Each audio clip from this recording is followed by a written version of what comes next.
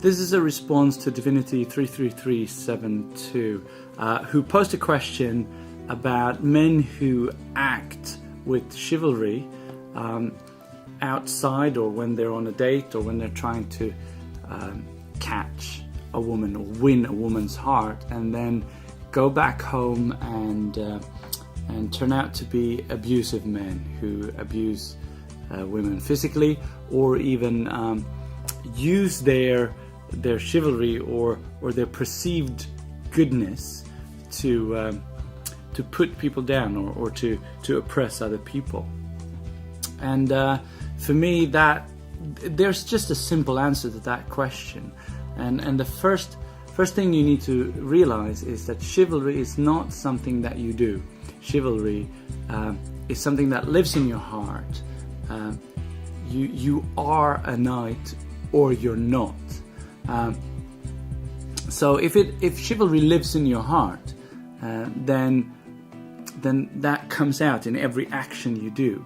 Chivalry cannot be boiled down to a few things, like pulling out the chair before you eat, or opening the door, or putting down your jacket to walk over a puddle, who are obviously the three most commonly used examples of chivalry. A man is not a knight just because he kisses your hand and quotes a few lines of poetry and shows that he's in touch with a gentler side or a love for poetry.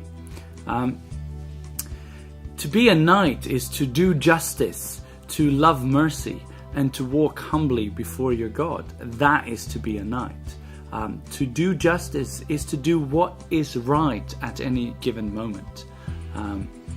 To love mercy is to not only be kind, but to love kindness, to have kindness as a rule for everything you do, every thought, every moment of your life.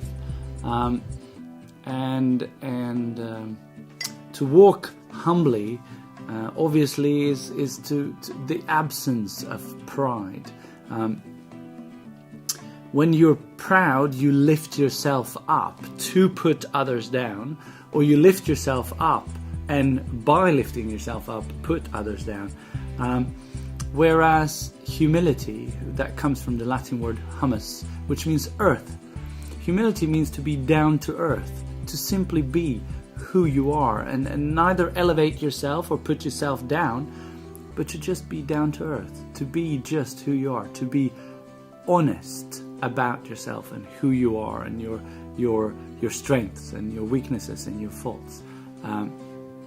And that is chivalry, to do justice, to stand on the side of the oppressed, to never be the oppressor, to love mercy, to love kindness, to act with kindness, to think kindly of other people, to choose to think kindly, and to walk humbly before your God and before other people, to not elevate yourself on other people's behalf.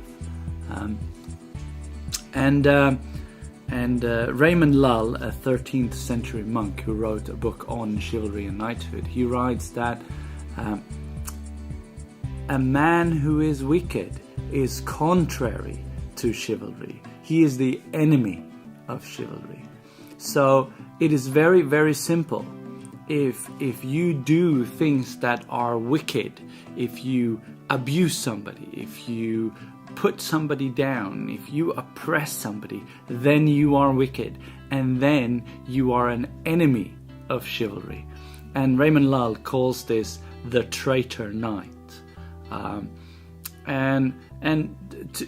To boil it down, then you are not a knight, you are not chivalrous, you are simply a liar.